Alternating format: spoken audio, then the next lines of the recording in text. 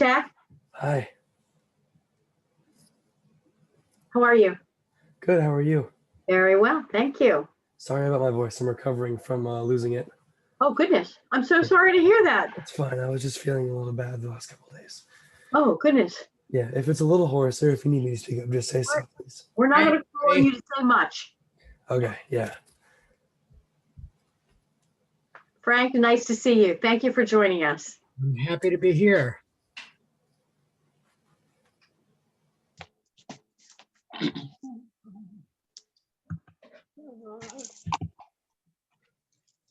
Hello, good evening. Hi, Ava. Hello. Wow. Hi, Neva. Can you hear me? Yes, we do. We hear you. Yes? Can't see me though, can you? Nope. No, I don't know why, but Uh, I'm up there, I see Mecca. Well, okay, whatever. You're spared the ugly hair. Or the missing hair. perhaps, Nick, do you have a little camera icon on your screen? Let me see. Yes, let me see. Where's John Mecca when you need him?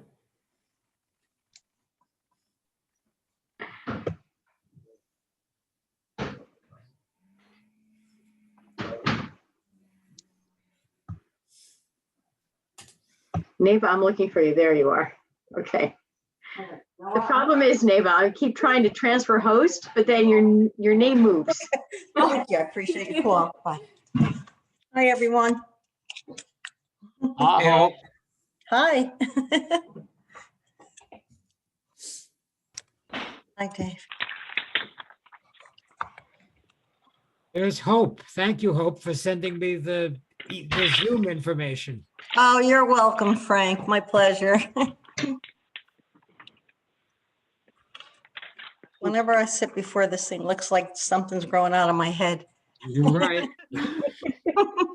We need to get you a new picture, Hope. I know, yes. I have to change it. Hi, Dave. Hey, Hey. And there's Claire. Still new fit, Pamela. Lindsay. Everyone. Hi. oh,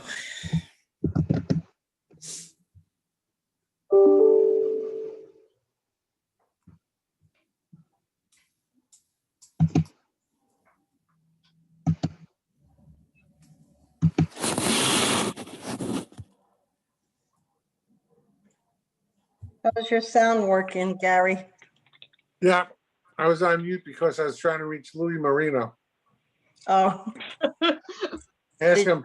you No, he was He at the made an park. Irish exit. Yeah. He was complaining that, mentioning that his meeting, his town board meeting lasted until 11:30 last night from Yes. 6:30. So I just texted him. Ours was a bit shorter. Yeah, I know. I saw them all dragging in this morning. The village attorney, the clerk, 11:30. Okay. Well, I guess it's time. I'm sorry for being late again. Try to leave it early, but are we ready to start? Yes. Do we have everybody? Hi, Jill. Hi. Jill is here. Pam is here. Lindsay is here. Where's Tommy? You know, that's funny. He was watching the Facebook of the commission meeting the whole time.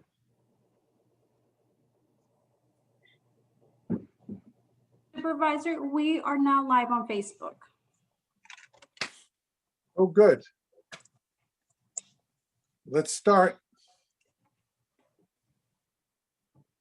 Welcome, everybody, to the Rye Town Council meeting of May 18th, 2021. Please join me in the Pledge of Allegiance. I pledge allegiance to the flag of the of the United States of America, America. and to the the republic republic for which for it which it stands, stands, one one nation, nation, under under God, God, indivisible, indivisible, with with liberty and justice for all. That was not bad for in unison. Not bad. This, you know, Getting better at lip we're getting- syncing the getting pledge. Madam Clerk, please call the roll. Surely. Councilperson Jill Axelrod, Here. Councilperson Lindsay Ann Jackson, Here. Councilperson Pamela Jaffe. Here, I always do that. And yelling at my kids, Oh, but wait. here. Here. Councilperson Thomas Nardi. And Supervisor Gary Zuckerman. Here.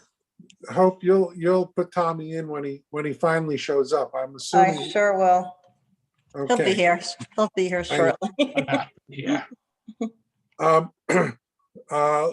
May I have a motion to adopt the minutes of April 20th and the special meeting of May 10th?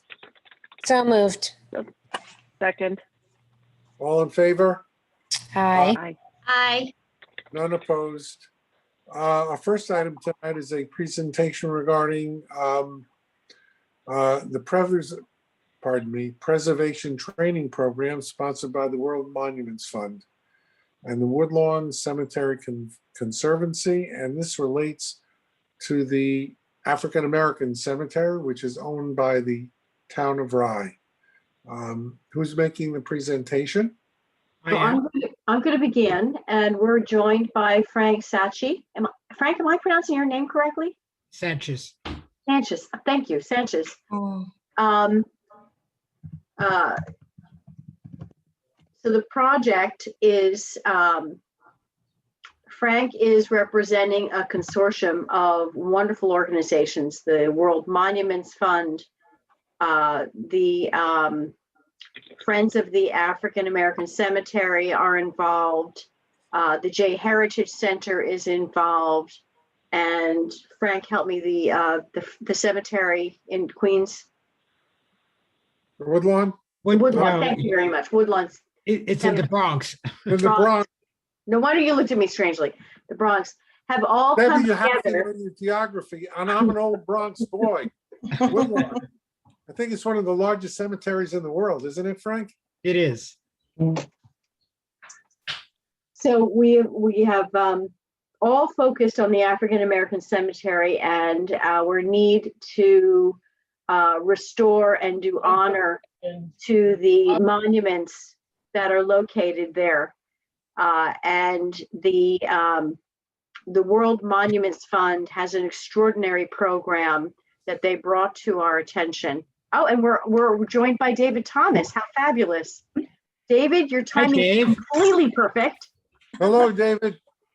Hi, Dave. If it's okay with you, I'd like to hand the podium, as it were, over to Mr. Thomas to give us some context for bringing Frank Sanchez and his colleagues in to work on the African American Cemetery.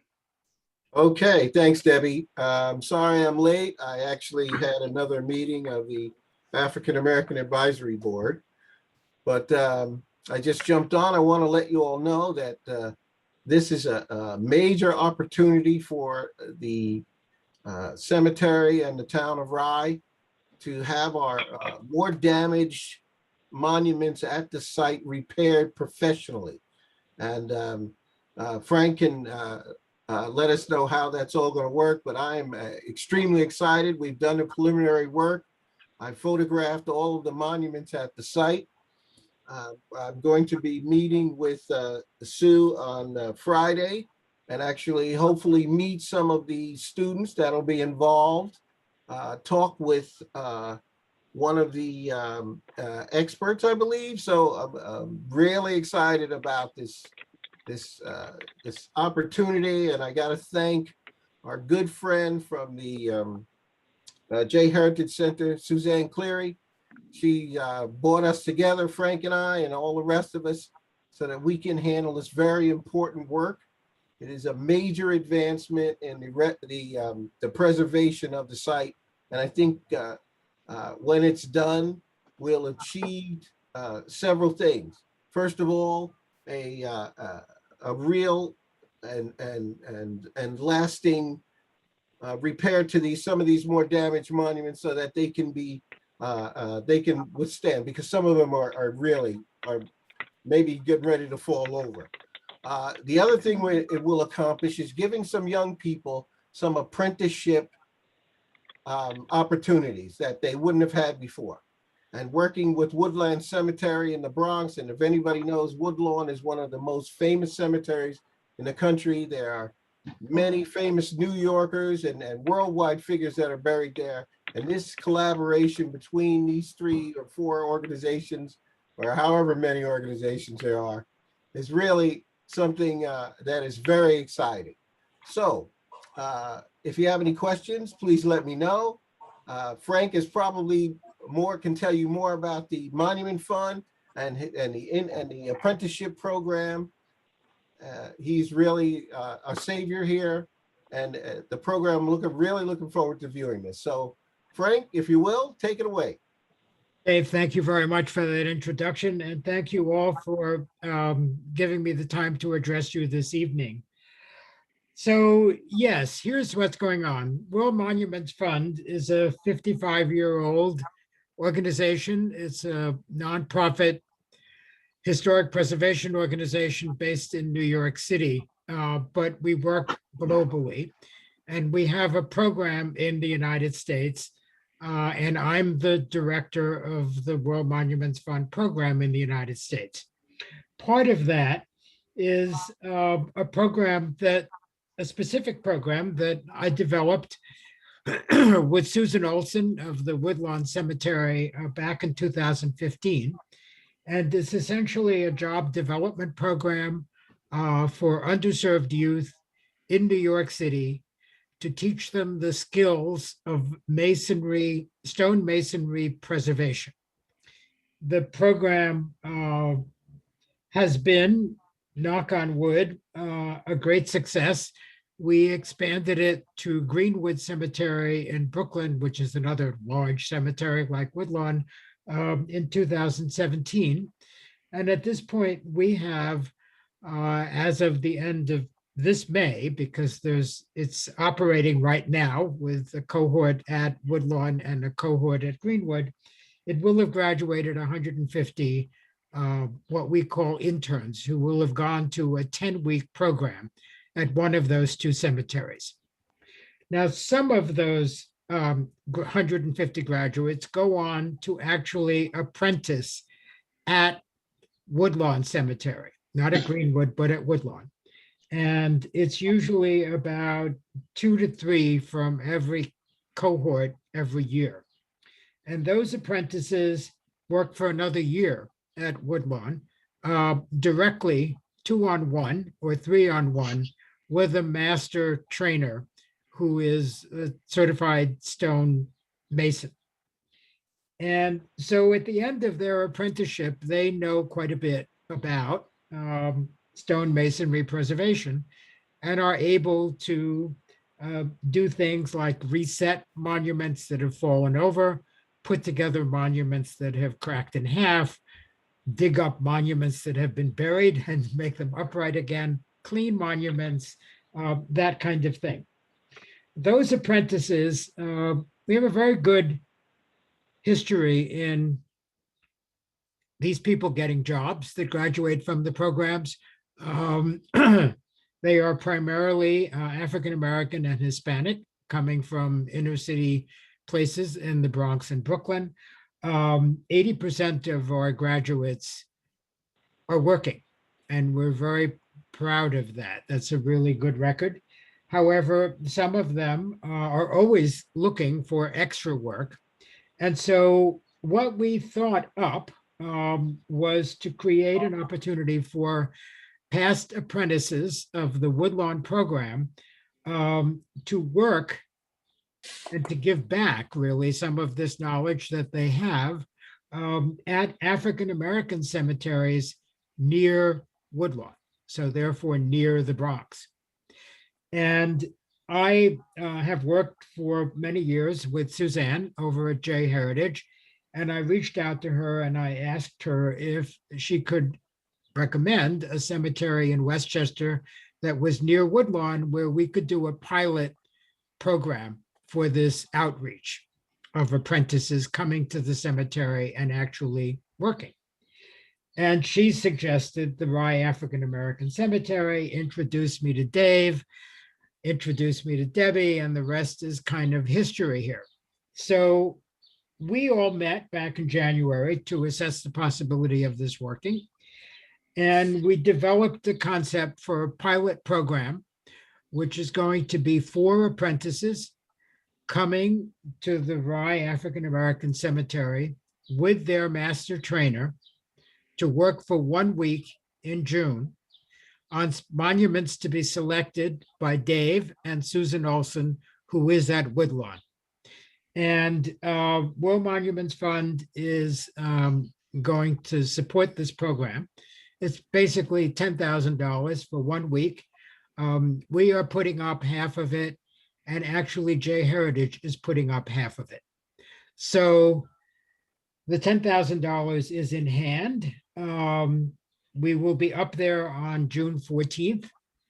And we are hoping that this is going to be a good program all around, that we'll be able to get a lot of work done on the monuments that Dave and Susan have identified and photographed. In fact, Dave is going down on Friday to meet with Susan and the master craftsman to go over exactly what work is going to be done. And then if it works, which we have every expectation that it will, I would like to work with the African American Advisory Board to find other African American cemeteries in Westchester, because it's near Woodlawn, to keep doing it. And in doing so, we hope to involve the community, which is Dave and Debbie's call as to how we do that and what people they want to involve to work alongside the apprentices. But we're looking forward to getting a lot done in a week and then replicating the program and raising the funds to do that elsewhere in Westchester County. So that's it in a nutshell. I like it. Sounds great. Well, we hope it's going to be great. I think it will be great. And I think we have an excellent testing ground here, because you have to know that Dave has done a great deal of work on this cemetery. And one of the things that will be a challenge in other cemeteries is completing the documentation of them beforehand, because before you do anything, you need to have documented the cemetery. And Dave has done that. I don't know that that'll be the case elsewhere, but this is, for that reason, the perfect place to start. And we're really looking forward to it. I know that Dave has a great deal of experience with this cemetery. He You does. know, right, David? Oh, yeah. Well, it wasn't just me. The documentation came from Debbie and Suzanne. We've all had and put together all of our documentation and all of our knowledge, and we found some very interesting things. One of which it still baffles me is that the road to the cemetery is not owned by the town or by Greenwood Union, but by the Osborne. So we're actually trespassing as we drive up that road, but What I think we've discovered. We just Dave, learned that this past thank- week. Yes, well, thanks to the hard work of Maria Rapocchio, our assessment department. She has been communicating with the mapper who works with the assessment department and has been able to decipher enough of the language in the original deed that there is a right of way to the cemetery. We haven't been able to identify any location for that right of way, but there does seem to be one. So hopefully the road is fine. well, hopefully We're- it's we're- not I through give this her law. so much credit. The penmanship on that deed was illegible, so she must spend hours. Well, you know, my view is really simple. We're going to assume that that's the right of way until somebody says different. There you go. Somebody said different, Gary, so I'm not Another gonna say- lawyer. I'm not gonna say Maybe different. she hasn't seen the deed.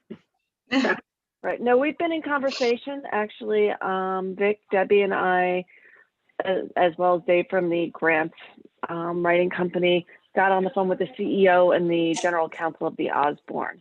So this is born of conversations. They're very much interested in, since they own the property that's adjacent to the cemetery, which we like to call the swamp affectionately.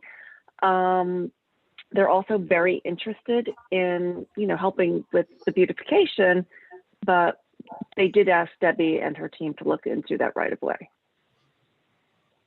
So thank you, Debbie and Maria and the team. So thank you all. And we're all in touch, of course, as we lead up to the kickoff of this on June 14th. And it turns out that. Please stop by and see everybody at work. It turns out that Susan has a relationship with the Osborne. So I think that one of the main architects of Woodlawn actually did the cemetery at the Osborne. So there's a natural connection there that we want to exploit. I have a question, Frank. Yes. Two questions, actually. We in the past have worked with Dave. The town has worked with Dave, on various cleaning projects. I always ask Dave this question. He knows what's coming now. When you clean up these monuments, are they going to look like new, or are they going to just look like cleaned up old ones? Because they're not new monuments. I mean, they're just not new. They're very old. So I'm hoping they'll be clean and old looking rather than like they were just put in yesterday. We're not going to lose the historic characteristic of the site. Right. Thank you. Thank you. I think what we're going to find, it's not the cleaning of the monuments, is that they'll be standing upright. Right, that's good. Most of the work that's going to go on is not cleaning, because Dave has already done a lot of cleaning there. And it is putting them back together and setting them upright again and stabilizing them. And there's quite a few monuments that has to be done with. So I expect it's going to take us all week. I have a second question. And by the way, those look like very clean monuments, Dave. I can see the work over the years has paid off. We know from experience that there are a lot of bodies buried there without monuments. And we've discussed from time to time getting somebody to use like ground radar or whatever to discover that. Is that within the purview of your grant or with the J Heritage Center? Because it seems to me that might be a useful exercise at some point, even if not for this particular project of monument restoration. It's not something that Royal Monuments Fund does through the Bridge to Craft Careers training program. It is done by a variety of professionals, and it's actually a very useful tool, but it's not part of this program. Right. Because I think I keep that in the back of my head. Mhm. That's Good, something good that idea. should be done at some point for the cemetery. Much agreed. But Gary, we would have to go through historical records, if possible, to identify who these people are. Dave has all those. He just doesn't know where they are. Right, David? No, I know where they are, Gary. Okay. The problem is we don't know, as it were, where the bodies are buried. We do have a plot map, but it does not identify, it only identifies select sites. Only the veterans are identified on this plot map. And of course, we have the headstones themselves. So with that, we're talking maybe 40 veterans, and then I'm looking other people. I'm looking that in the future that we make that another project to do that. I mentioned that to you in the past. I think that would be worthwhile if we could do that. I'm not saying tomorrow or as part of this, but the next step. And Dave brings up, one of the most fascinating things when he talks about the veterans that are, and first of all, Dave, thank you so much. Your enduring commitment to this cemetery is just, it's amazing, and what you've done, and really kind of bringing this cemetery to our modern day consciousness, and having it as this really important historical site. But there are 40 veterans that are buried there, and it's just, it's always astounding to me, and I'm always taken aback by it, that these are individuals that, you know, fought on behalf of this country, and yet they were still not able to be, they were segregated in their burial. It's just a very, you know, kind of something we should reflect on more. I have a question, Gary, if it's okay. Go ahead. What is the difference between this cemetery and the one that was discovered in Lower Manhattan? The African American burial ground, you mean? Right. That one is much older. Okay. And that dates back to, and Frank can help me out if I'm wrong, dates back to the original settlement in Manhattan that ended at the wall, which Wall Street is named for. And just outside of that wall was a African-American burial ground. So there was, of course, Trinity Church in Lower Manhattan, where Hamilton is buried, and other prominent figures in the American Revolution, and New York, as it was New Amsterdam at the time. And then they buried all of the enslaved people outside of the wall, beyond Wall Street. That cemetery was actually discovered when they were trying to build a new building. And they came across the bones of these African slaves that were buried there. And that's how that monument came into being. So that cemetery dates back to colonial days, which is the late 1600s, probably into the 1700s. And our cemetery, of course, was founded in the mid 1800s. So that's the main difference. Thank you very much. And that's not an active cemetery. It's like a memorial, because they did not build a building when they discovered that. And they created an interpretive center for it. And you can learn all about it now by going to that site. And it's quite remarkable. They did shift the remains. They actually sent the remains back to Africa, where the DNA, they checked the DNA, and they sent those remains back to Africa to their original location. So that's an amazing story. All right, let's move on. Do we have anything else, Frank? Nope. I thank you very much again. We're looking forward to the project. And again, keep in touch with Dave, and maybe you can stop by during that week and see what the work entails. Thanks for having me, everybody. Good night. Good night, Dave. Thank you. Good night, Frank. Frank. Thank you so much. Bye-bye.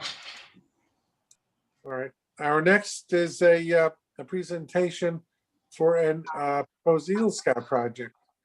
John Thomas Fowler, you're up. Yes. So I just wanted to preface this by saying that Jack has lost his voice. So I've asked him, I've told him he doesn't have to say much. Okay, Jack, go ahead. Hi, my name is Jack Lawler. I'm a Life Scout in Troop 4 Larchmont. My Eagle Scout project will be to enhance the quality of the African American cemetery located in the town of Rye, next to the southwest portion of Greenwood Union Cemetery. To reach this goal, I plan to plant 3 to 4 foot high plants behind the newly constructed sign installed by the town of Rye. There will also be a newly constructed flower bed in front of the sign built with 4x4x8 pressure treated wood. The flower bed will be 8 feet by 4 feet by 2 to 3 feet high. The flower bed will have mulch and topsoil in it to promote the growth of the flowers. These flowers will be perennials. The perennials will be white trillium and pink platilla, or commonly known as Chinese ground orchids. These plants will go 2 feet tall, no taller when fully grown. Around the perimeter of the existing concrete holding the kiosk, not exceeding 1 foot, there will be myrtle planted to enhance the appearance of the location. The cemetery will be cleaned of any trash and other debris that is observed.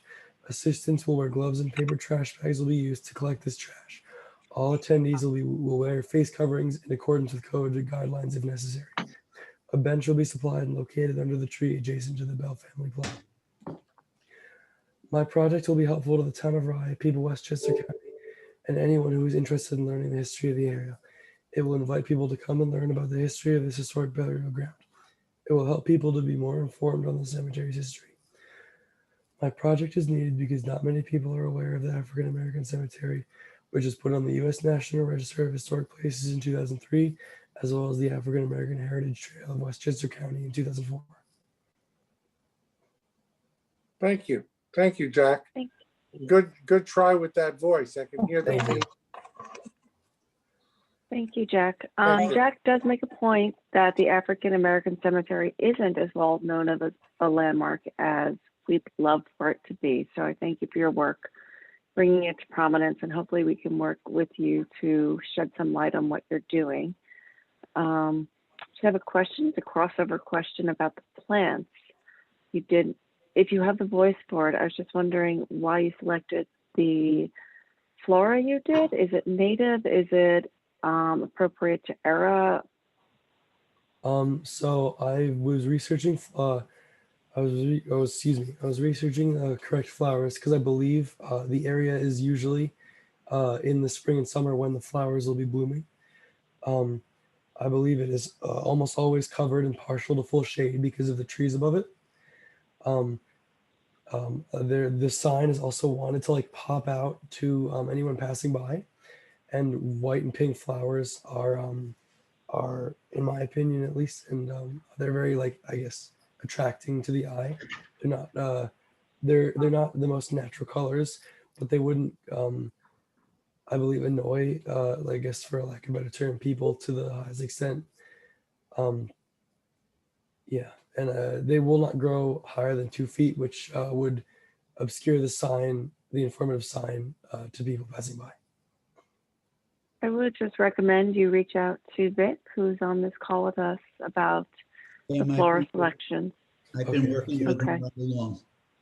Perfect. And then we are installing signage at the front of the cemetery. So I'm not sure if you have any plans to, do something around the signage to, That's where Make he's it pop. that's where he's that's where he's planting, going to do it. right around the Okay. sign. I wasn't sure. He's creating So a not by the monument. So up front by the, where the the sign juncture. is going. He's going to plant around the sign, create a bed around. Okay. The sign. He's also going to do some planting around the information kiosk. Okay. Thank you, Vic. I should have known that you would be very deep into this project. Any other questions? Yeah, we also have the county is going to give us a new signage for the Heritage Trail and the historic site. So that's in the works.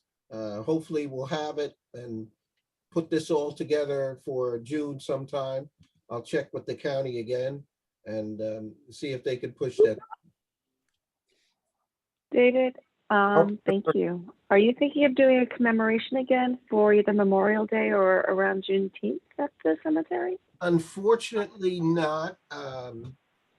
I've had this back and forth with myself for a while. With what's going on, I'd like to sort of, if I do it, it'll be later in June, maybe after the work is done with the monument, World Monument Fund. And also we have the African American Advisory Board has completed a video for Juneteenth. So that would follow right along with it. And the month of June would probably be a little bit more. We'll be have some more knowledge about COVID restrictions, and hopefully we'll have a vaccination passport, and it will be open to only those who are fully vaccinated, because I think it would be important to have that. And then we could also, have Jack's project, maybe if that's done, or if he's working on it, we can do a tour of that. So we want to do this thing where people can come out and actually see work being done on the site and have some reference.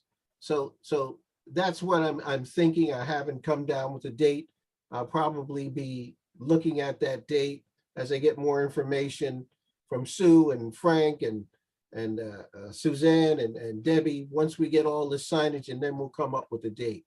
But yes, I do want to do that, because and just as a side, I don't want to take up too much time, but we got to remember that we are honoring 4 of our friends that we lost in the last year, last 12 years. You know, our beloved Bishop Nowotnick, both John and Doris Rivas and Keith Yiser. They all passed away in the past 12 months, and I want to do some sort of memorial for them as well. So that's my plan.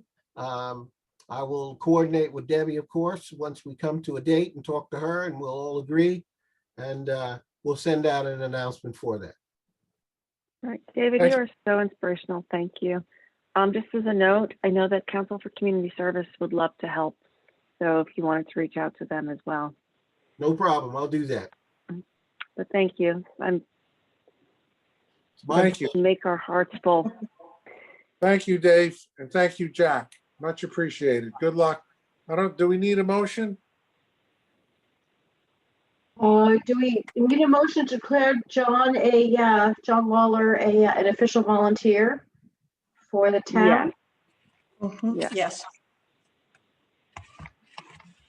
So moved. Second, I'll second. all in favor? Aye. Thank you. Aye. None opposed. Jack, you are an official volunteer now. Thank you. We don't Enjoy have that. badges or uniforms for you, though. That's fine. All right. Thank you very much. Thank you. Okay. Moving Thank on. you. Thank you. Thank you. Community solar. Good night, everybody. Good night. Good night. Thank Thanks, you. Jack.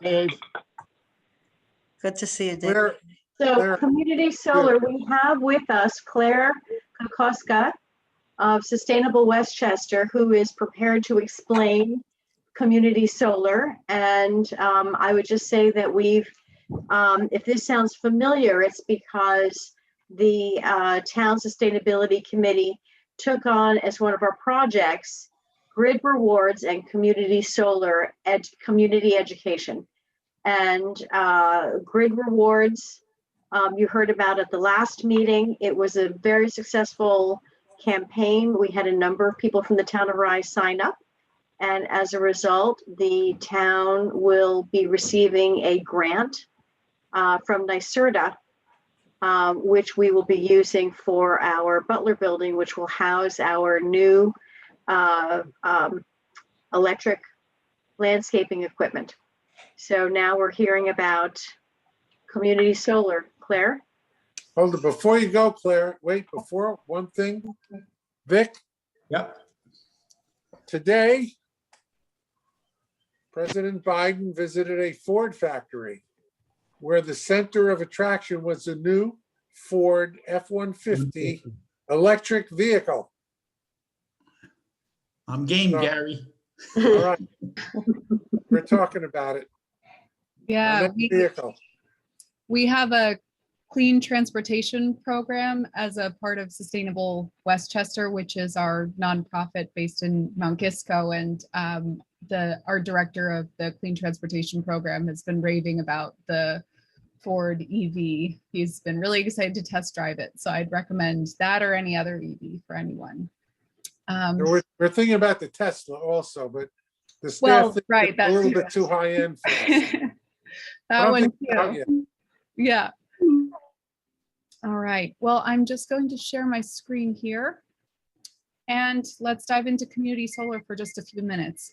So thank you for the introduction, Debbie. I'm Claire Kokoska. I manage the community solar program for Sustainable Westchester. And as she mentioned, we've been working with the town of Rye on a really exciting community solar campaign to secure grant funding for the town.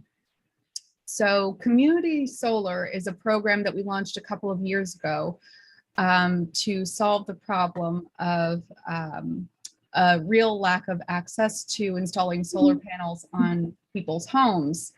First of all, installing solar panels on someone's home is expensive, but to have the financing in place. And many people might not have a roof that's good for solar. They might have a beautiful tree in the way. Their roof might be in need of repair in the next couple of years. And sometimes visually it's not what someone is looking for. And then renters are left out of that equation altogether. So with community solar, It's a way for really anyone that doesn't have solar panels on the roof already to subscribe to a community solar farm in Westchester and then receive discounts off of their monthly electric costs. And so just to run through a couple of those benefits before I explain exactly how it works, every single month, everyone who's a part of community solar saves up to 10% off of their electricity bills.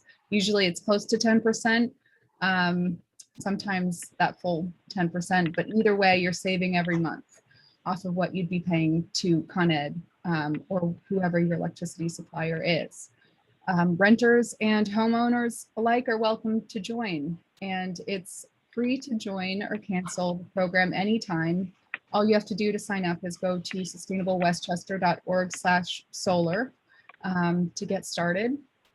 And you're supporting local renewable energy as a part of this. Since we launched our community solar program, we've had over 1,800 people join our various community solar farms, and that all adds up to 5 times more solar than we were able to support previously, even just in Sustainable Westchester alone. So it really is, it all adds up to a huge impact. And it's compatible with any electricity supplier. Some of you might have Con Ed, some of you might have Westchester Power as your utility electricity supplier, some of you might have a third-party energy supplier, all compatible. So how this works in a nutshell, there are 2 steps to saving each month with community solar. Once you're signed up and you are a part of a specific community solar farm, you'll get your electricity bill every single month the way you normally do, except you'll earn a solar credit. And when you sign up to community solar and you're joining a solar farm, we dedicate a portion of that community solar farm to you. So whatever solar power it generates becomes your solar credit, which lowers your monthly utility bill. And it all shows up right there and tells you how much your utility bill is lowered because of that solar credit. So you pay your utility the new much lower total because the solar credit offsets the majority of it. And then as a second step, you will auto pay your solar farm for the solar credit, but at a 10% discount. So step 1, you get that utility bill that's much lower because of the solar credit you earned that month. Step 2, you pay your solar farm for the solar credit, but at the 10% discount. So to show a quick example, let's say your Con Ed bill is $115 this month, and you've earned $100 solar credit for the same month. $100 comes off of your Con Ed bill, so you'll pay Con Ed only $15, and then you auto pay your community solar farm $90 and save $10. So every single month, you'll save 10% off of your solar credit. And the amount of your solar credit might vary month to month because, of course, there's more sunshine in the summer than in the winter, but you'll always save that 10% off the solar credit. So it's an exciting way for essentially anyone to support solar in their community and save off of their electricity bills every single month. And we all know that life changes quickly, so you're not locked into anything long-term. You can join when you like and cancel when you need to. And there's no cost or fee to do any of that. And joining is also pretty easy. Like I mentioned, you would just go to sustainablewestchester.org/solar, click the sign up button, choose your community solar farm, and it's labeled as for Con Ed customers. When you go to our marketplace and see that, submit a copy of your utility bill and billing details for the auto pay, type your name to e-sign, and then you're done. And if you have any questions about this program or about the sign up or anything related to community solar, I'm more than happy to talk with you. You can contact me and my team directly at communitysolar@sustainablewestchester.org. Thank you so much for your time, all of you. It's such a pleasure. And I will leave it there. Thanks, everyone. Quick question, Claire. How long after you sign up does it take for the process to actually reflect in your bill? Good question. So it depends on your community solar farm that you're signing up two. The one that we have available for folks in Con Ed right now, it will go live later this summer. So right now it's in the construction phase. So by the late summer, you'll start to see the solar credits and the savings appear on your monthly bills. And every single month you get email notifications letting you know the status of your or how much you've gotten in solar credits that month and how much you've gotten in savings as well. Thank you. Question. Any other questions? How much money do we get, Debbie? I believe we get $15,000 Per campaign. Say it again. Per campaign. campaign. So you would get $15,000 for grid rewards at the end of that, and then $15,000 for community solar at the end of that. If we Claire, get how where many are people we? signed up. Yeah, we hit our numbers for grid rewards, correct? But we still need Yes. to. You did. So right now, there's still a bit more work to do for community solar with 24 more folks joining community solar in the town of Rye. By when? Is yours, yeah. By when? Well, the grant funding, it doesn't have a hard deadline, but there are lots of towns and cities and villages all across Westchester that are trying to secure this grant at the same time. And NYSERDA has a pool of this grant funding. So as communities meet their thresholds, they'll get the grant funding. So there's no hard deadline, but it's best to reach that number of signups as soon as you can so that you can make sure that you get that grant funding. Okay, so to clarify, we need 24 signups. Yep, 24 more. Mhm. 4, okay. How many do we have? One. But really, I mean, this is just the start. Just the start. Mhm. Debbie, we we should should get make sure we have this 24. on the sustainability page and that we're utilizing social media to really push it out. Yes, Claire and I and Sylvie met with a member of our, Sandy, from our sustainability committee, who is going to be project managing our social media campaign. Fabulous. And we also have our intern Hannah starting up who can be an assistant. That's right. And Claire, thank you. It's really exciting work. And I know you've put a lot into it. A lot of hours, doing seminars and trying to convert people. Yeah. Well, thank you all so much for having Thank me. you. Thank you for coming very much. I appreciate it. Thank you. Thank you. Friends and council people, please sign up. I asked her how long it took because I had a $300 savings on my electric bill this month, and I didn't know if it was community solar or lack of heating. Lack of heating, but I'll let you know in the summer.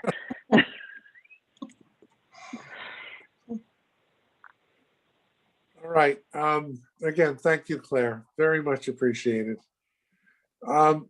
Getting into the resolution section, our first one, and I'm very, very happy to present this, is a resolution recognizing June as LGBTQ and Gay Pride Month for this June and every June thereafter.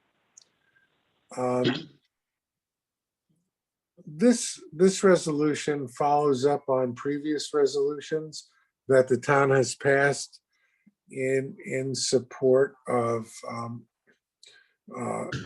diversity and inclusion, in support of the ADA community, and in basically in reaffirming equality for people regardless of religion, ethnicity, gender, etc.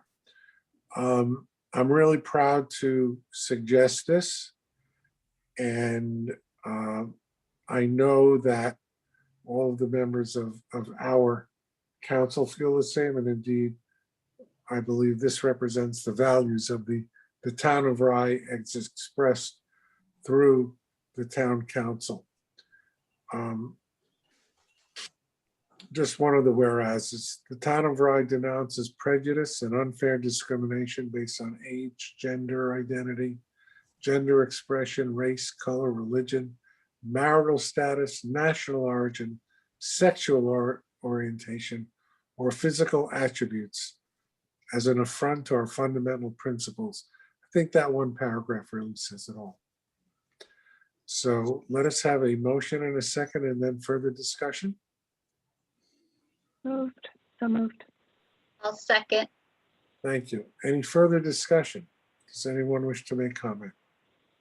Gary, I'd like to bring up something we talked about briefly. You had wanted us to reach out to local groups and perhaps have a flag raising at Crawford Park for Yes, that's Pride Month. And I just, that's part of the resolution, Pam. It's the flag raising is in there, and that the gay pride flag be raised at Crawford Park. Yes, would it be okay to reach out to local organizations to help plan absolutely. such an event? Great. Absolutely. Great. This is very important. It's really continuing the work we've done for inclusion in the town. Before I started, I know you had passed an anti-hate resolution, and one of the first things I was blessed to work with Jeffrey on was the, equality inclusion resolution, and this just takes it one step further. It's really important, and I do thank you on behalf of so many of my family members and for so many residents around the town. This means Well, you're welcome. a You lot don't need to be thank welcomed. me. I thank everyone on the council actually for passing it into being and supporting it. Anybody else wish to comment? No, I think this is extremely important, and Pam, I'm happy to help out in any way I can for the flag raising. I can't say how proud I am to be part of this and to vote in favor of this. I'm very proud of the way we've come together and supported this very important flag Thank you. raising. Thank you. If there are any other comments, otherwise, please call the roll. Councilperson Axelrod, Yes. Councilperson Jackson, Yes. Councilperson Jaffe, Heartfelt, yes. Councilperson Nardi, Yes. and Supervisor Zuckerman. Yes. And Hope, do me a favor. I thought it was on here. Would you include as exhibits, in case anybody's looking at the agenda, the three resolutions that we previously passed? I think Debbie, you had sent all three of them to me. If you have them, give them to Hope. Sure. Okay. Thank you. Mhm. Our Gary, next- may I suggest that we change the order a little bit today, because we just left the sustainability theme, and we have with us two guests, Dan Mabe and Jamie Banks, that are part of our item number 5.6, which is the resolution authorizing the town to enter into a memorandum of understanding with the American Green Zone Alliance. Absolutely. Moving to 5.6. Thank you. So somebody want to tell us all what this is about? Well, we were approached many months ago by Sustainable Westchester, in fact, and introduced us to the American Green Zone Alliance that is established on the West Coast and is just beginning to be established on the East Coast. AGSA, as it's the acronym, and Quiet Communities, which is the organization that Jamie Banks represents, are beginning to work with communities in Westchester County to bring sustainable landscaping education to the community, and all nature of guidance. with regard to the purchasing of equipment, learning how to use equipment, teaching landscapers, both by example and by instruction, how to adopt sustainable landscaping practices. And the timing of this is completely perfect because this is exactly the lead that Victor Federico was setting by example in bringing Crawford Park to be a completely green zone. And then sure enough, here's AGSA, who is working toward that and helping communities create metrics around the kinds of savings and pollution savings and avoiding noise and all of the things that we know are caused by internal combustion equipment. So that's what this is all about. Westchester County is beginning to step a toe in the water, and Lindsay, you may know more about this. I understand that Jason Klein of Rybrook is working with Westchester County's parks on the first green park, and they're beginning to do a study of what it will take to make a commitment to green landscaping practices. Larchmont has also begun to work in this direction, declaring Kane Park to be an AGSA green zone. And so it gives me great pleasure to introduce this, the town of Rye to make this pledge, which is completely in sync with our policy and what we're already doing. This is fantastic. I was just going through the resolution. I do have one quick question, and that is how it impacts our contractor who's already maintaining the park. Well, that was an interesting conversation with our contractor. When we fired him for Crawford Park and for the town of Rye's properties, because we were making this commitment, and he was quite interested in what we were doing and very interested in learning the techniques and wanted very much to stay in touch. And he is still the contractor for Rye Town Park, I will add, because we haven't yet moved over to Rye Town Park. That's next. Well, I would Part of just this ask. is- Oh, And sorry. actually, to I was be gonna say- clear, we really didn't fire him. The contract ended. We did not renew it. Well, I would Right. just ask that Part- you do include him because we are going to need contractors to be able to meet this standard to keep up the parks, especially Rye Town Park. I know we don't have. Part of this is education, correct, Debbie? Mhm. Yes, that's exactly what I was going to say, that we very much see Crawford as an example that we can set both for homeowners and also for professional landscapers. Well, I just, like I said, I would ask that you keep him involved and apprised and work with him closely so he can bring some of those practices to Rye Town Park. And assist us when needed, because caring for those two parks is a huge task, and he's done great for us. So I want to continue that relationship. And I think Russ, as a member of the Sustainability Committee, along with Vic, these are matters that are really important to him. And, you know, he's very much committed to the education process as well.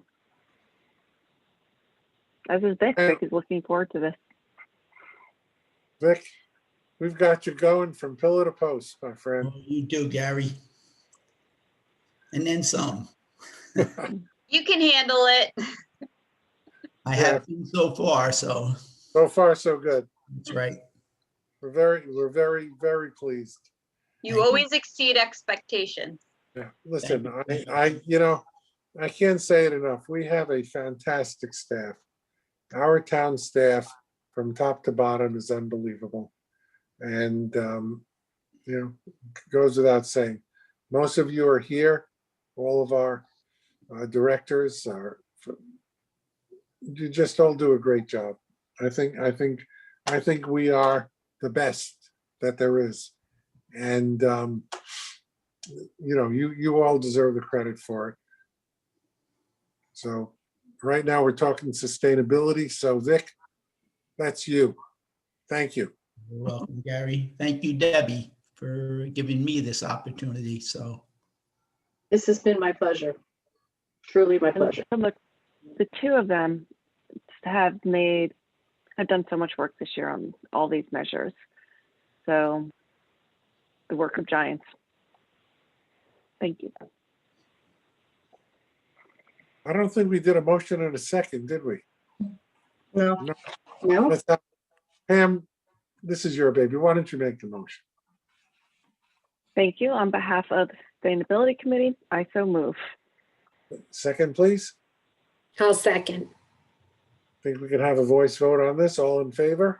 Aye. Aye. Thank Oh, you. before we say goodbye to Dan and Jamie, did you guys want to say anything? Yeah, they're on mute. I know. They exist. Ah, there they are. Jamie. Well, there's Jamie. Hi, Debbie. Hello, how are you? Hi, good. Well, thank you so much. Dan's on the call too, but we're delighted to be doing this work and very excited for the town and really stepping up to be a leader in the region. I think you're going to be very, very pleased with that first step and setting up a model and so forth. So we really look forward to the project. We look forward to doing it. Thank you. Thank you for your support. And getting that EV truck eventually too. Yeah, yeah. and getting our metrics. Our Oh, first Dan- challenge is getting our Debbie, contractor. Sorry, Dan's calling me. Let me see. He may not be able to get on, but I'll.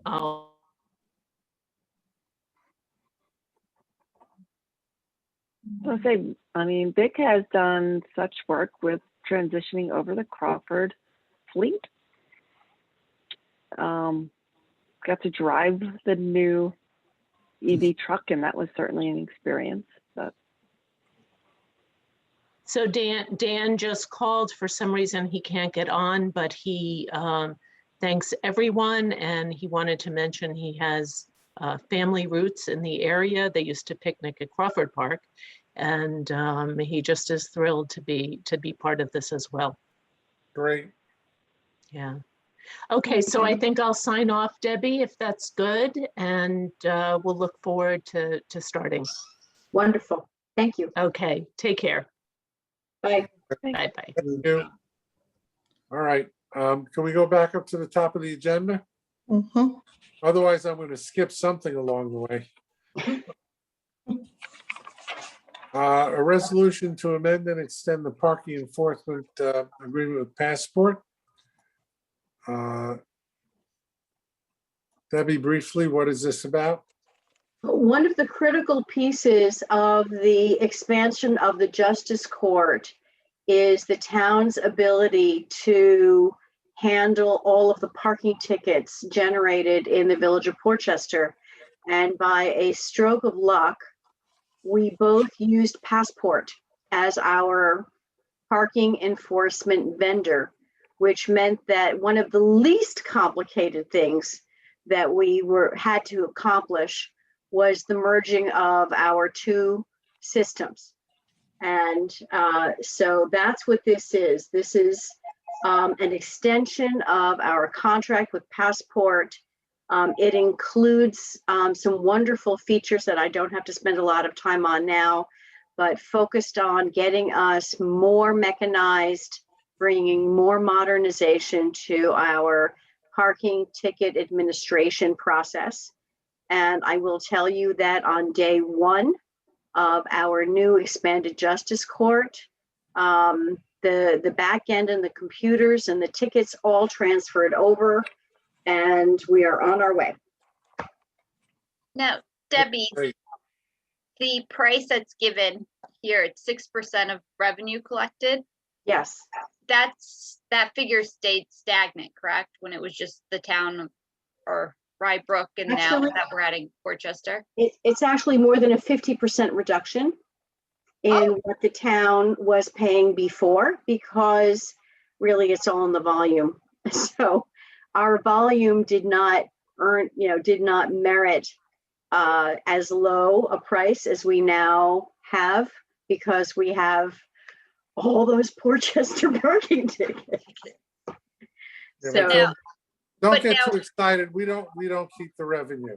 No, I know. Well, and that was my next question. Well, we don't keep the revenue. Are we paying the percentage of revenue collected?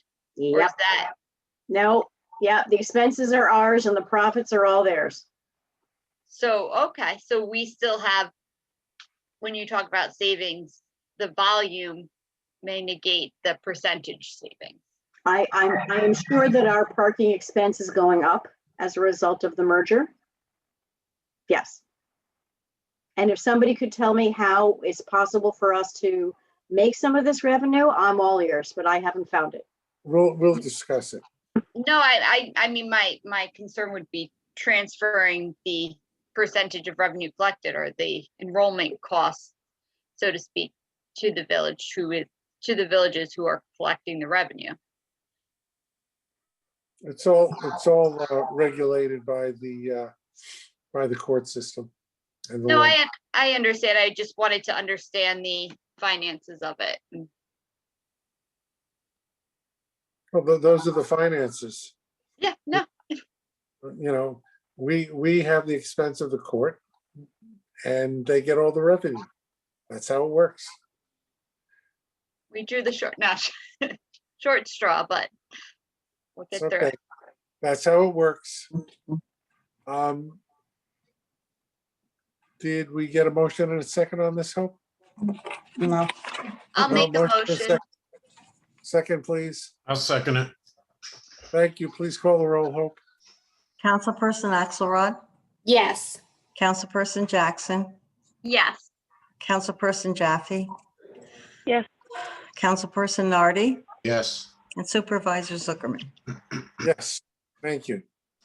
The next is retaining Stephanie Timm-Austin as consultant for the court.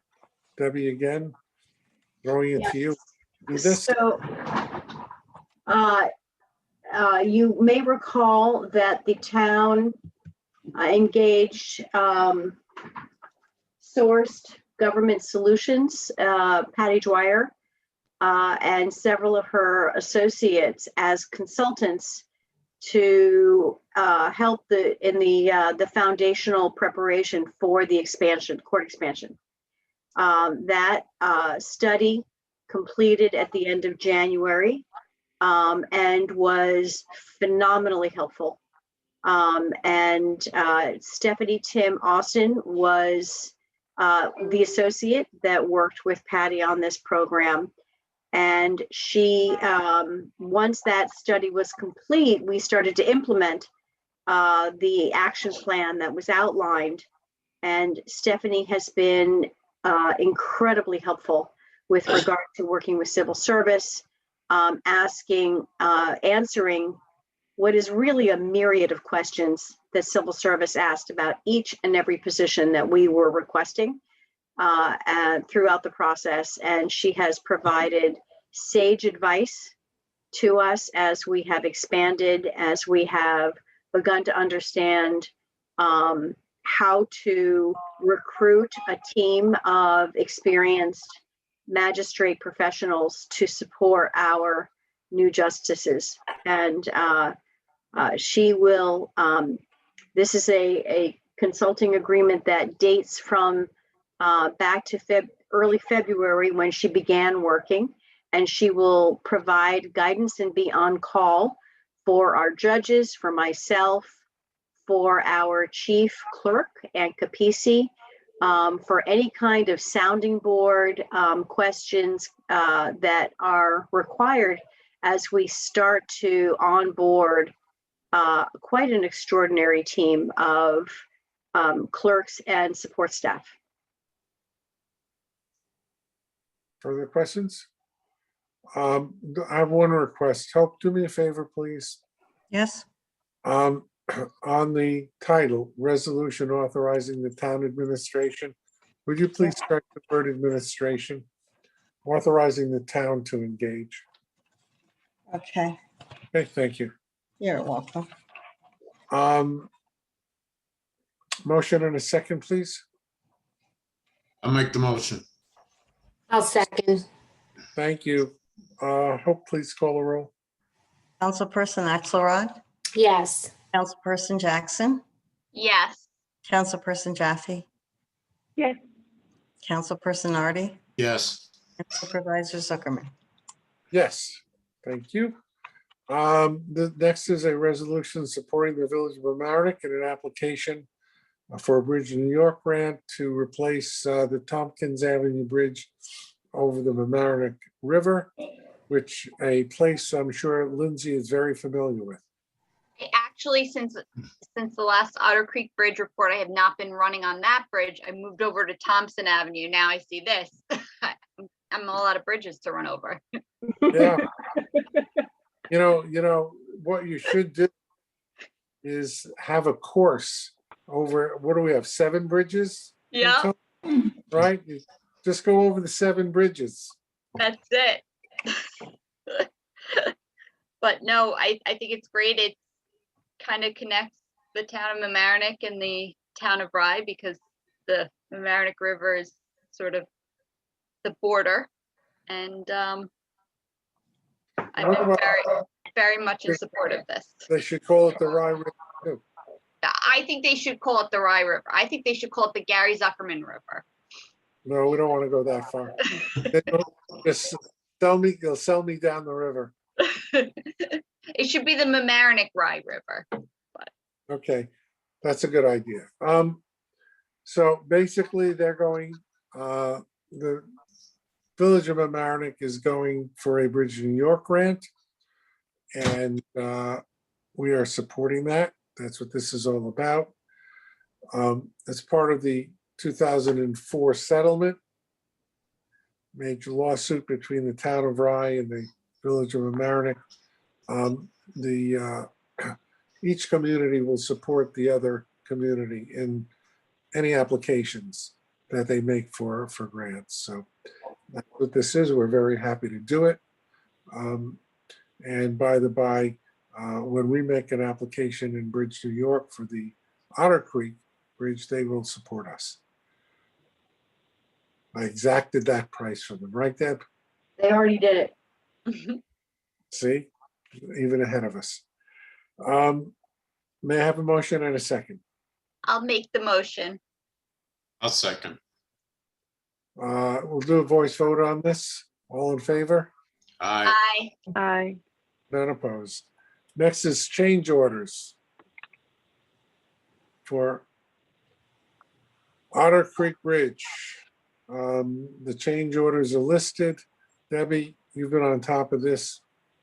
Do you want to explain briefly? In brief, the performance bond was slightly more expensive than was anticipated. So that's change order number 1. And change order number 2 is when they finally were in there and they were digging some more test holes, they discovered that the water pipe that goes across the bridge was not exactly where the survey said it was. So Sounds familiar. some recalculating needed to be done, and that is change order number 2, with the slight change in the location of our piles, and the I have to say my hat goes off to Westchester Joint Waterworks, because boy, they showed up right on time, and everybody took a look at this exposed water pipe. And at Westchester Joint Waterworks request, the ditch has been filled in with K-crete, I believe is what it's called, which is a soft concrete. Mhm. And now we know exactly where it is. They didn't rupture the line when they were digging, right? No. So no. they found it without rupturing it. So That is correct. that's a big plus. That's a big Yes, we agree. It would be a change order of an entirely different Yeah, complexion. of course it would be, because I was wondering why this was so reasonable. That's why usually when you're digging, you find a pipe, it's usually because you found it because it broke it. So to find it without breaking it, it's a big bonus. Good. All right, Tommy, you can make the motion. I'll make the motion. Please, I make the motion. Second, please. I'll second. Thank you. Please call the roll, Hope. Yes. Councilperson Axelrod, Yes. Councilperson Jackson, Yep. Councilperson Jaffe. Yes. Councilperson Nardi, I'm gonna pull Lindsay. Thank God, yes. Do it enthusiastically. Yeah, enthusiastically, that's right. and Supervisor Zuckerman. Yes. Not enthusiastically because it's going to cost us more money. Yeah, but it could have cost you a hell of a lot more. You're very lucky that they exposed it without breaking it, especially if it was mismarked. Absolutely. Now they know where it is. The Yeah. next a little more accurate Yeah, when we actually replace the bridge. yeah.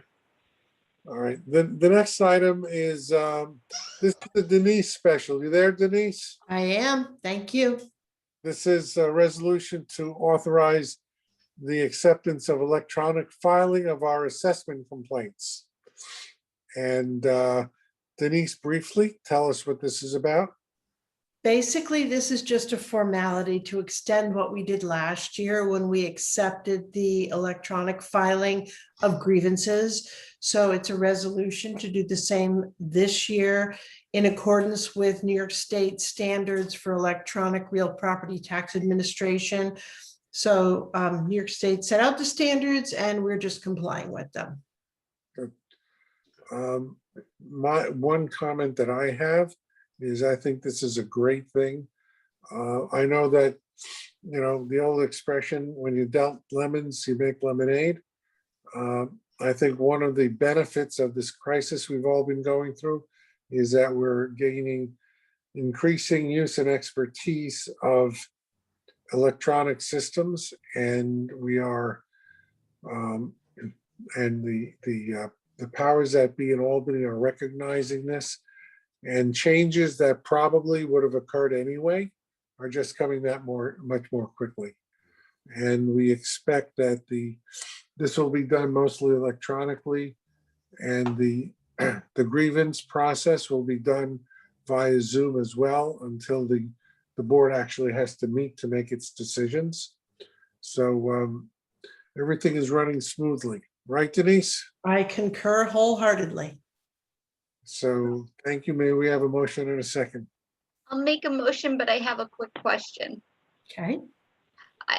The question is just that, what is the likelihood? I mean, this seems to have been operating not seamlessly, but very well.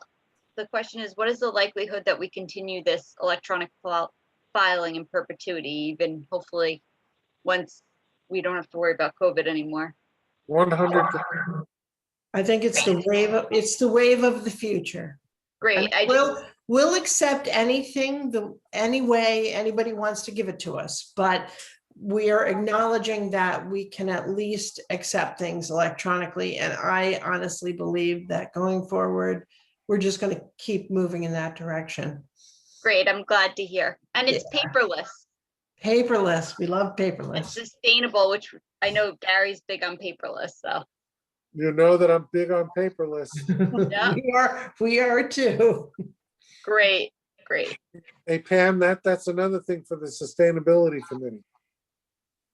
Sustainability Committee throughout Westchester, pushing for more electronic filing of everything. Absolutely. Hope's department will be next. I beg your pardon. We're going to get the state to approve electronic filing of marriage certificates. I don't know. I don't think that's going to happen. Yeah, we can talk about it. Okay. The state determines right. that. Anyway, Lindsay made the motion. Second, please. I'll second.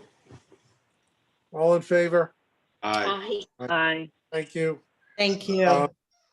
The next one, this is a contract to approve the selection of Sturgis to provide electronic payment processing for the tax collection process. Well, is Nick on? Yes, I am. You can't see me, but I'm here. Can you hear me? Okay, we can hear you fine. Tell us Okay. what this is about. Yeah, we've been working on this for quite some time. We have the system in place where people can pay online, but this is a much more modern software with flexibility to the people and a savings in the fees. Our other one had a ACH or e-check, $3 charge, minimum, maximum charge, $9, whatever the amount was. This new one, Sturgis, has $1.25 flat fee. There's no charge to it. The credit card people, we were paying 2.8%. This one is now going to be 2.35. So both have a savings. The big thing is that this will allow the people to go online and see their tax payments. Our old one could not be done. So if they needed to know what their taxes for the year was, or was a bill paid, or did we get the check, they have to call us to find this information. Now with this new system, once up and running down the road, they can go right online and get these questions answered. So we're hoping that in a nutshell, it's going to be 1,000% improvement. So any questions for me? Yes, one. When Okay. does this go? When does this go This on?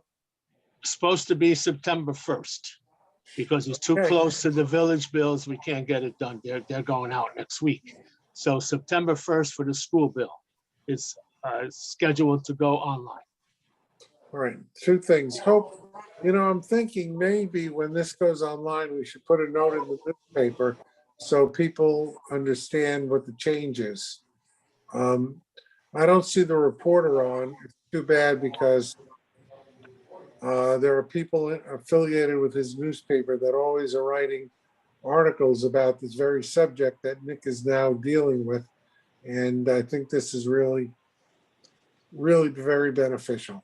Okay, I'll work with Denise and with advertising that in the newspaper and also with the adding it Well, to the we website. we have a clause in the contract that Sturgis must approve the point of sale. So they must have some information that can go out there. We'll check in with those. And if they don't, then we'll. Work with Nick on doing that. But Yeah, right. I meant to, before we take a vote, I meant to just touch base with you on the previous resolution, the electronic filing. That's going to go into the Westmore News. That's in the paper this week. Well, I meant, I'm going to work with Denise on that, and then I'll work out with Nick for the other information. Right. The one with Denise has to go in this week. Mhm. Okay. Right, Denise? That is correct. Okay. Okay. Did we have a motion and a second on this? Yeah, No, No. No, a motion and a second, please. I make the motion. Second, please. Sorry. Tommy made the motion. Who seconds? Second. Thank you. I'll second. Someone please call the roll. We're spending money. Right. Councilperson Axelrod, Yes. Councilperson Jackson, Yes. Councilperson Jaffe, Yes. Councilperson Nardi, Yes, and Supervisor Zuckerman. Yes, thank you. The next item is to approve a stipend for John Michael Concha, who's in our tax department. And the resolution is self-explanatory. Debbie, do you just want to say briefly for John? Briefly, this is, we're incredibly grateful to the work of John Michael Concha, the initiative that he has shown, working with us on introducing this new technology. He's been instrumental in asking questions and providing data to the vendors and the checking references, working with Nick very closely on this. And this is a big lift and a big responsibility. And he will be leading this this project as we make a transition over to an entirely new payment platform. So that's clearly responsibilities above and beyond the work of an intermediate clerk in the department. So I want to commend him on his dedication. And also I'm very excited about giving him this opportunity to show responsibility and leadership in the department. Thank you. May I have a motion and a second? I'll make the motion. I'll second. Thank you. If there's no further discussion, please call the roll, Hope. Councilperson Axelrod, Yes. Councilperson Jackson, Yes. Councilperson Jaffe, Yes. Councilperson Nardi, Yes. and Supervisor Zuckerman. Yes. Enthusiastically, yes, Lindsay. Enthusiastically. All right. Our last resolution is for a donation to the for the July 4th festivities, and requested by the Village of Portchester. A copy of the letter that Mayor Marino wrote to me. The Village of Portchester is planning July 4th festivities. They're not exactly sure what date, but he asked us for a contribution. It's a little bit more than we usually give, but I feel that it is warranted. We didn't have a celebration last year. There's money available for this, and I wholeheartedly recommend that we provide this donation. I 100% concur. I think we need something to celebrate, given the past year. And I know that the Village of Portchester was hit particularly hard with the COVID and businesses having to close, which did impact their sales tax revenue, et cetera. So I'm happy to meet the mayor's request for this year. I actually was talking with Mayor Marino the other night, and as did everybody with Mr. Neary, and I think with everything going on, I think it's well worth it. We need a celebration. We definitely need one. July 4th, the one. Yes, it is. All right. Was that a motion and a second? As a both in one shot. Lindsay made the motion. You get the second. Yes. Okay. Okay. Hope, please call the roll. Councilperson Axelrod, Yes. Councilperson Jackson, Exciting, yes. Councilperson Jaffe, Yes. Thank you. Councilperson Nardi, Of course. and Supervisor Zuckerman. Absolutely. Thank you. That concludes our business resolutions. Reports. The first report is actually going to come from Debbie. Debbie, Yes. the court. So What's happening with the court? We're 2 days in. we are 2 days in, and I have to say that it has been a very smooth transition so far. We started very early yesterday morning. Mr. Federico will tell you that firsthand because he was there at the door trying to figure out how to get in, and then figuring out how to get in. And next to him, very shortly thereafter, was Ann Capisi, our chief clerk, and also Brenda Valentine from our office. They figured it out, and there was hiccups, and they overcame them, and it was an this was the culmination of almost basically 8 months of preparation and thinking it through, working collaboratively with our judges, with our town supervisor, with our consultants, with our legislators to get legislation passed, to begin to identify who the appropriate judges would be to be appointed, and then to identify how to recruit clerks with the sufficient experience. And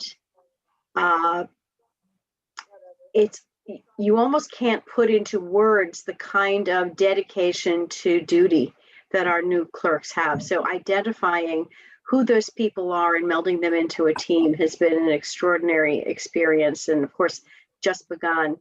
And I need to recognize the people in the supervisor's office who have worked so very hard and quietly on this project. Brenda Valentine and Sarah Suma were just extraordinary, thinking everything through with regard to the logistics, realizing that the telephone system had to be completely overhauled, and jumping in and working with the IT people. And I know I'm going on, but I just can't speak more highly of our team and the kind of work and ownership that they all took in making this expansion happen as smoothly as it did. Easy peasy, right? Right. No, I I just want to say this. I agree with everything that Debbie said.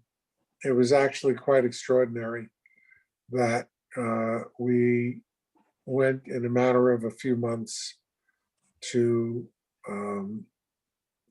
have an operating court. That is if not the largest, one of the largest by volume in the state of New York. And we did it without hardly missing a beat. And to tell you the truth, I know Debbie's giving credit to a lot of people, but I give Debbie the most credit. She has been absolutely extraordinary in spearheading this and keeping her eye on all the little pieces that went into it. We had a great deal to do, and Debbie was on top of every item. And when they say, she's the town administrator, she was administrating and did an absolutely fantastic job. A lot of credit goes to Debbie for making this thing work. So I just want to thank everybody. It's only day 2. I'm sure we're going to have a lot of problems coming up. Oh yeah. With glitches. Just FYI, the bids are out. And for the construction work, the bid opening is June the 4th. I hope it's going to be via Zoom. I'm not sure about that, how they set it up, but it will be open on June 4th. I would assume that a decision will be made within a day or two thereafter by Gary Gianfrancisco, the architect, to recommend to us. And I would guess that we would probably have to call a special meeting to approve the contract, because I don't think we could wait until the June meeting to do that. So that's what we're looking forward to. Basically, it's 2 trades. It's general construction and electrical. Electrical is the major work. The general construction is knocking some walls down, building some walls up, and but the electrical is the big haul. Security systems, electrical conduits, hooking up the computers in the new setup. It's going to be a test, but we'll do it. It's like we did it all. So anyway, thank you for that report. Let's go on to go in order this time for a change. Denise, do you have a report for us? Sorry about that. Yes, actually I do. I just want to remind everybody that the new assessments will be out June 1st. So it's really important for you to look for your new assessment, the change of assessment notice. I hope I'm not letting the cat out of the bag, but I'm really thrilled to announce that there's not going to be much change in the assessments. So that's a good thing.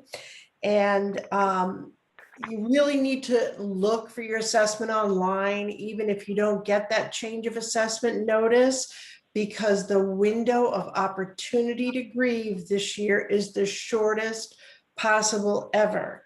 So assessments are technically due out June 1st. We're going to make every possible attempt to get them out, hopefully by the end of next week. But they're out June 1st and June 15th is grievance day. So that's 2 weeks. It's the absolute shortest time to prepare for grievance.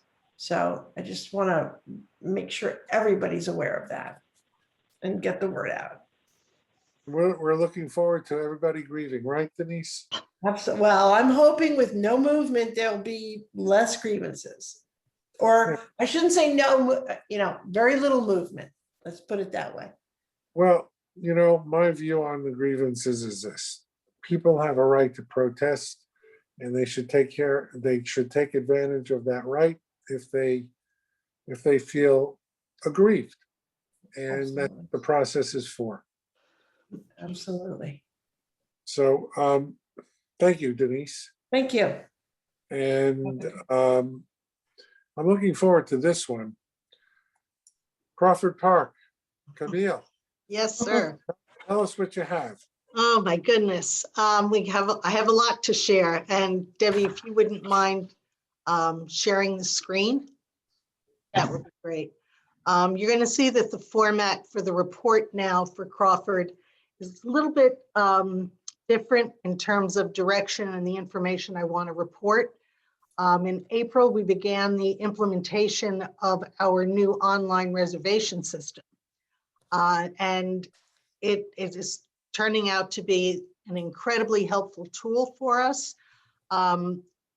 With the platform of this system, anyone that goes onto the Town of Rye website can access a calendar, rate sheets, photographs, just about anything you would need to know if you wanted to rent space at Crawford. We have been receiving an incredible number. So instead of just giving you straight revenue numbers, I want to give you a feel for the level of activity that we have had since our last meeting. So basically in 4 weeks, with the use of this new system, we have received 72 inquiries online. There are more by phone, but this is the bulk. I've written 41 event proposals. Those proposals have a revenue potential of $69,000. This month, past 4 weeks, we've booked 19 events, and the revenue there is probably in the neighborhood of $42,000 to $50,000. And we have booked to date, we've made 133 reservations. And next month, I'll have a better count of actually how many days that represents, because a reservation in many cases will represent more than 1 day, one event day. For example, if there's a class or we have camp or something like that, really one reservation, but it has multiple days attached to it. So that said, I also wanted to share some of the upcoming events we're having in the municipal category and the not-for-profit bookings. There are many more than these 3, but I think these are most relevant to this group. We'll be having the Rybrook Rec Summer Camp, 30 days from July 5th through August 13th. They will have Hey, St. Beaches, they are closed today with no trading in the could everybody put themselves on mute? Okay, we're good. So the camp will begin on July 5th and run through August 13th. Rybrook will have use of the pavilion and fields 1, 2, and 3. And I believe they're anticipating about 150 campers this year. The Cub Scouts will be back for a bigger and better camp out. They are going to be, that's an error there, June 5th through the 6th. And they will be using the pavilion and they will be camping in fields 6 and 7. And they are looking at probably close to 200 people. Because with COVID easing, everybody is so excited to have major events. The Portchester Council for the Arts will be with us July 5th through the 31st, estimating 50 students, and they will be using both the mansion for their music and rehearsals, and then they're going to be using the tented lawn between the pavilion and the mansion. And that's where they're going to be doing their arts and crafts projects. We have a Big Brothers and Sisters event coming up. There is so much activity. And I think I mentioned this the last time, we're actually turning people away because the dates are no longer available. So I would strongly encourage you all to take a look at the website when you have a moment. Click on the Crawford page. If you want to fill out an inquiry to see how it works, please do so. And just let me know in the comments if you really want to book it or you're just testing it out. But it's become a wonderful tool that when people come or call the mansion and want the information, all we have to do is give them the link to the website and we take it from there. So a lot going on. Debbie and I were saying the other day, Debbie said to me when she hired me that the biggest job I was going to have was to make sure that Crawford was busy every day, all day. And we may not be there, but we are pretty darn close. That's great. You'll see when you pull up the calendar on the website, it'll show you exactly how many things are booked already. So we're excited. It's great. That's fantastic. Yeah, we had our largest Really, event on Saturday. It was 125 people under a 5,000 square foot tent, and it was quite the party. So when are we getting our tent? We should have it by the middle of June. Good, excellent. All right, thank you, Camille. Wonderful. you're welcome. Okay. Let me jump down to Nick. You have Yes, something, Mr. Mecca? yes, I just want to alert everybody that we've mailed out over 700 notices, which are the new county and town taxes that are unpaid. Now, there's a 2% fee penalty on those for this month. It jumps to 5% in the next 2 months, and then it jumps to 7%. So henceforth, please, folks, save that little extra money and get your payment in. We have to send the county $19 million next week. So we need every dime and dollar that we can get in. So please look at your bill, see what's what, and get the payment to me as soon as possible. Thank you. Thank you, Nick. Let me jump over then to Davey. I have no additional reports. I submitted the monthly receivable report. I know. Yeah. I read it. And we're making progress. Yeah, we have the school tax receivables, unpaid school taxes, in Rybrook a little higher than the prior year, mainly due to Doral Arrowwood. But our interest and penalties are up about 130,000 from the same period in 2020. So that's the positive side of late taxes, and we're fine with our cash flow, and so we'll be looking at that as the money comes in. I know, and we have greatly reduced our in rem properties, the number of properties. We've gotten a lot to pay. Practically, I don't think we have more than 10 properties left over the last 3 years, Davey. Yeah, it's about 11 total, right? And then- Yeah, yeah, and that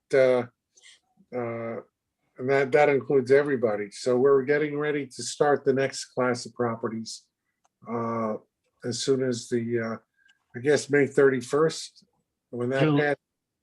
July 31st, after we file the liens. All right, July 31st. Yes, because that's the end of the cycle for schools, and that's when the liens get filed. All right. So coming up very soon.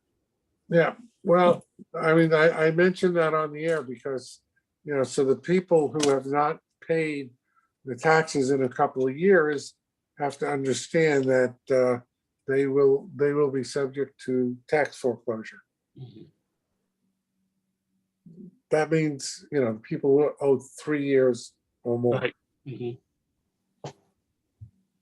It's a long time. Yeah, yeah. But we've been cutting it down, Mhm. and the notices have been going out. Chipping away. Mhm. Yep. All right. Hope your report is submitted. Thank you. Yes. Can I share with you about today's meeting with the other tax receivers that Nick and I attended? Sure. Okay. Absolutely. First of all, Nick and I always go to the meetings whenever we find the time to make them. And I'm always a welcome guest because I served as tax receiver and also the president of the Westchester County Receivers Association. And they welcome me with open arms. And I treasure their friendship and the help that we give to each other or gave to each other throughout the years.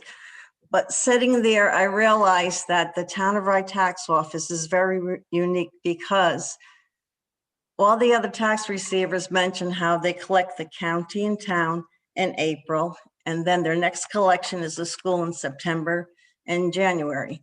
But the Town of Rye Tax Office collects not only the county and town and the school, they also collect the Village of Portchester, which is due in June and December, and the Village of Rybrook, which 2/3 is due in June and 2/3 is due by the end of February.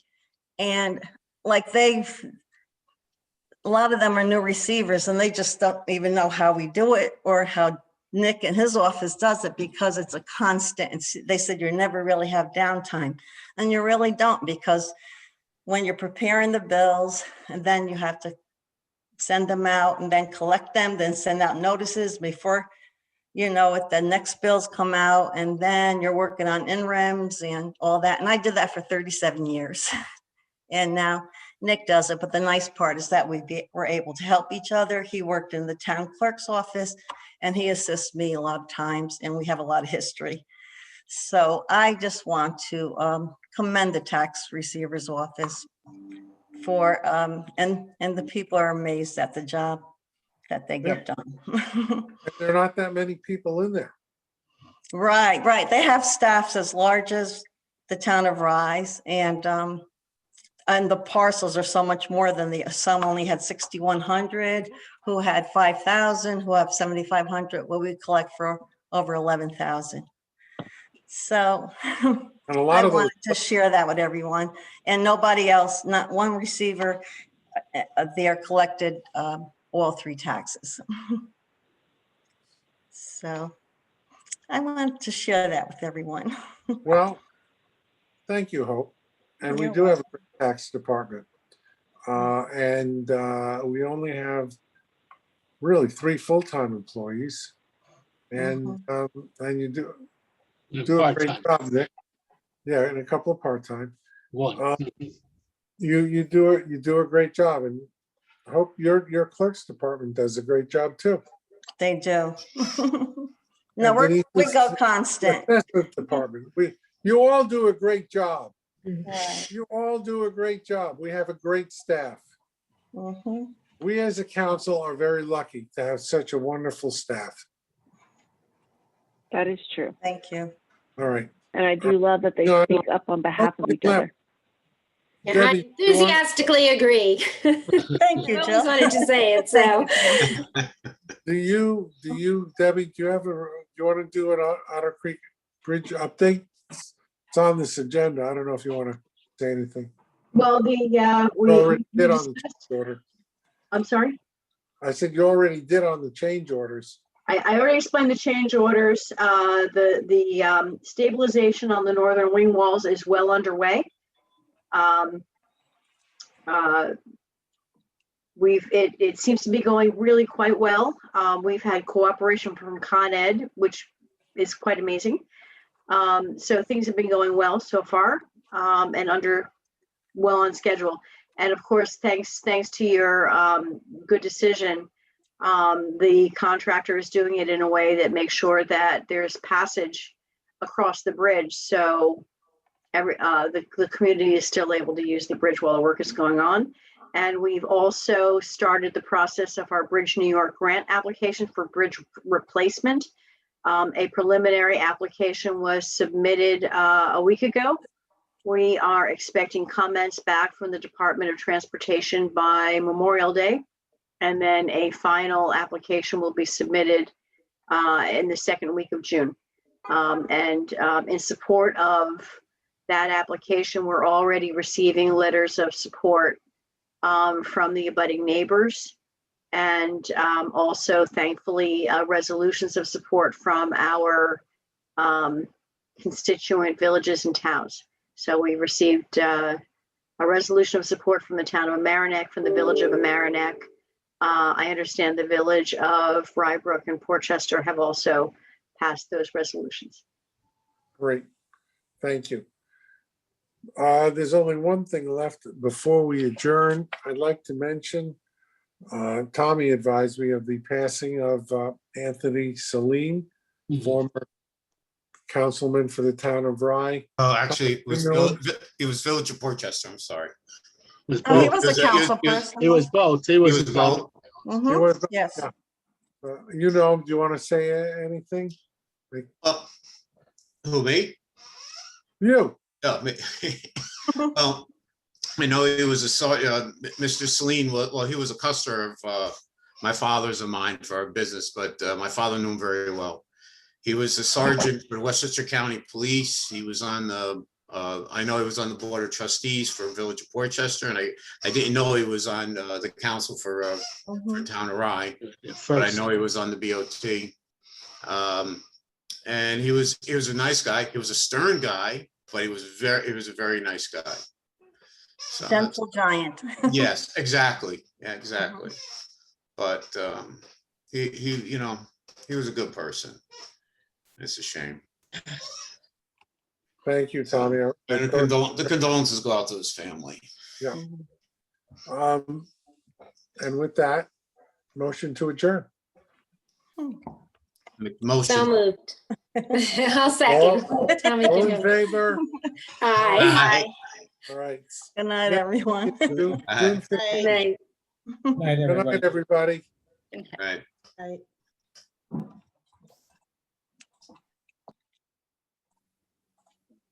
Good night, Davy.